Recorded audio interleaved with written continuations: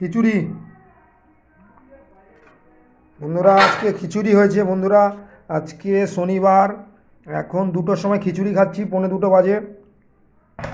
মা খিচুড়ি করেছে আবার আজকে। আজকে 10 তারিখ, 10ই জানুয়ারি। 10ই জানুয়ারি। আচ্ছা খিচুড়ি খাবো। আলুর দম, ঘুগনি,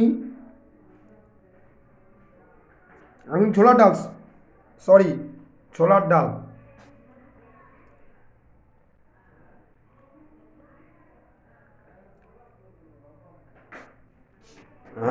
আলু কড়াইশুঁটি দিয়ে আলুর দম, ফুলকপির তরকারি, দারুণ।